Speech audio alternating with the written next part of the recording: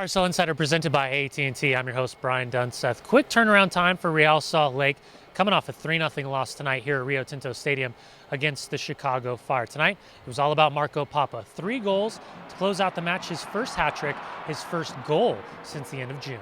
For it to happen 2 games in a row, is disappointing. I think that if there's a wake-up call, it's right now. We have LA this weekend, and they're not gonna back down to us at all. So we're gonna have to bring our A game if we really want to finish the season strong. Come playoff time, we'll be all right. I mean, obviously, momentum or no momentum. This is a team that's been through a lot of tough games, big games, ups and downs. When it comes to playoff time, I think it's a different ball game, and even after tonight, I'm not particularly worried about it.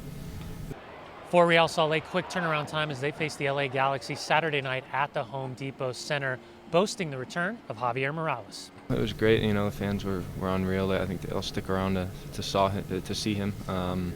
He's a big part of this team. Has been for a while. He's a leader on this team, and it'll be fun to see him get back and get sharp. Obviously, these are kind of like preseason games for him. He needs 3 to 4 weeks, which is what we've got left to get himself back to being Javi. But I thought he looked great out there. He moved just like the old Javi. So that's maybe the only positive thing you can take from him. It was uplifting for sure.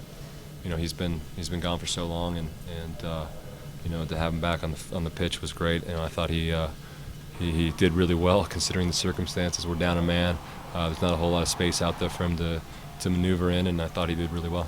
I have to work on it, but I have 4 more games, so I try to give my best to thinking in the playoff. I don't know how do you say in English, but make my skin, Goosebumps. Yeah, that was one of my best feeling in my career.